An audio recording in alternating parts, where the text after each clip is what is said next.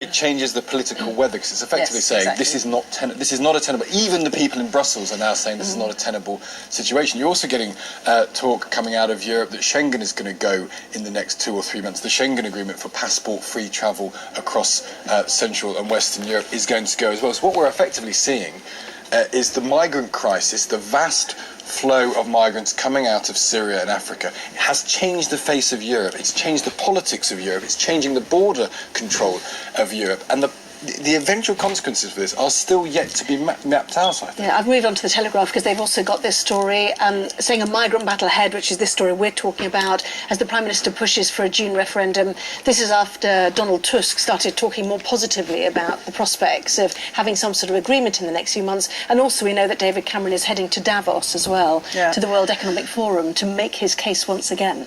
To make his case. I mean, fascinating to say it halfway through the story. It says, Downing Street indicated it will swiftly open the door to the referendum, and the referendum requires a 16-week campaign. I mean, you can hear everybody at home going, oh my God, 16 weeks, plus the bit that will inevitably come for the few weeks before. So if they do want to get going, they'll have to fire that gun pretty soon. But I mean, Cameron may well think that this is not a problem that's going away, and it's a problem that's probably getting worse. To go early, because everyone thought winter tends to bring a reduction in migrant flow historically. It has not done this year. And so the issue that you'll see what plays out in Germany, there's a German election to come relatively soon, there's a French election on its way as well. So the political response to the migrant crisis is very significant in other countries in Europe, and Cameron may well think, I want to get ahead of this. I think if we go now... He wants to get it out the way, start working on his legacy, doesn't he? Which doesn't want to be UK coming out of Europe. Meanwhile, the Times talks about the... life, really, for asylum seekers and migrants once they arrive here. I think this is an extraordinary story, and hats off to Andrew Norfolk, the journalist who's behind it. And this really is, my understanding, is a real Times scoop. In a nutshell, there's a company run by a man called Mr. Monk, which houses asylum seekers for G4S, on behalf of the Home Office and the government. The nub of the story is that this landlord paints all the doors on the houses in which asylum seekers are kept red. And, it's not a big leap. A former MP of the area has said, this just reminds him of the yellow stars that Jews were forced to wear in Nazi Germany. And I totally agree. And a lot of these asylum seekers are saying that the red door is a red flag to a lot of locals to say, we are asylum seekers. And the Times has spoken to, there's many more, but they've spoken to, I think it's 168 red door houses, and all but 4 were, sure enough, asylum seekers, and 2 of the 4 that weren't used to house. So pretty much all of them, you could say. So that does seem, it's denied. The G4S and the landlord himself are denying that he puts these red doors. But I think the Times has got a real story there. And these families have had, dog poo, eggs, stones. They've been threatened by local people. It's a really, really good story, horrendous story. And Andrew Norfolk, as both point out, is one of the great Fleet Street reporters. He did the Rotherham sex attacks stories, and what he's very good at, he's a brilliant journalist, and it's revealing things going on in our communities, in our country, that we just walk past and we don't really notice. And something like the Rotherham sex attacks was a massive social, cultural problem that he uncovered and led to real scrutiny. This is a similar thing, that if this has been going on, where effectively you are branding people as asylum seekers for no real purpose. Well, that's what I was going to say. What would the purpose be? There must be a reason. Well, estates often have the same doors or window frames, don't they? And presumably it's just his, effectively his estate.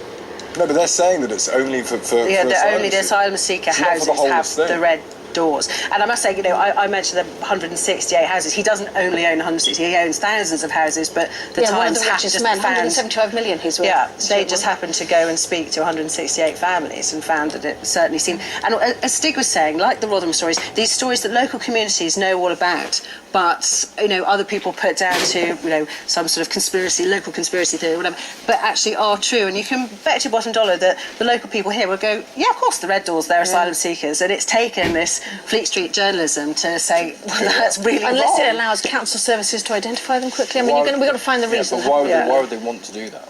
yes, they should have the names, lists and addresses. Yeah, it's a fascinating story. Anyway. Let's go to the Telegraph, a story or a case that has been shrouded in secrecy for at least 3 years, and the Telegraph says it's part of their campaigning to allow media organisations to know the conclusions of this family judge, that this awful case has come to light. It's a horrendous case. With 3 years ago, I think, this child, the pathologist at the time said that this baby had, injuries that we didn't just suggest, sexual abuse, but absolutely that they definitely were there. The coroner at the time did a 7-minute verdict and said unexplained death. The police, according to this investigation, did not investigate why this child had these injuries. And some people were saying it was a cover-up, some people were saying it was just stupidity on the behalf of the police. But this child certainly died in ways that were not made public at the time. And it beggars, it's a staggering thing when you think about it. A 13-month-old child dies. A judge has now said on the balance of probabilities, having been penetrated by a man who the judge then goes on to name. How can that be found, and the injuries that would be self-evident attached to that, and nothing be done about it? Coroners in this country have a very wide range of quality about them. Some are very, very thorough. Some of them are effectively just run in a part-time basis in the middle of nowhere. So you have a massive range of quality of coroner's inquest. But the police investigation, a 13-month-old child dying, should raise all sorts of inquiries and flags that need to get to the bottom of. And the notion that it's taken 3 years to even get to this position where we can talk about it because it's been shrouded in secrecy is kind of outrageous. But the fact that a little child like that could have suffered in the way that is now appearing to be the case, and no one did anything about it afterwards, is appalling. The local MP has, quite rightly, really waded in and is stopping just short of calling for the Chief Constable to resign, but saying the failings are so catastrophic that the idea that the police can carry on as it was people would think was a slap in the face. And the police refused to take any forensic evidence until after the post-mortem. They didn't secure the house, they didn't secure the hospital or anything. And look at that child, 13 months. It's so disgusting and appalling that it would happen, but a 13-month-old child could die in that way and go unavenged because the authorities in this country either couldn't be bothered or were too negligent or too unconcerned to do anything about it, is a disgrace. And if at least, for what little it's worth, it's not worth anything to this little girl, that something could now be done about it. The Metro says there the case only made it to court during proceedings to decide if Poppy's father should be allowed to keep 5 of Poppy's siblings. Beggars belief. Yeah. Lots more still to come after that, including why dog owners might need to put away their sticks as vets warn of the dangers of playing fetch. Back in a sec.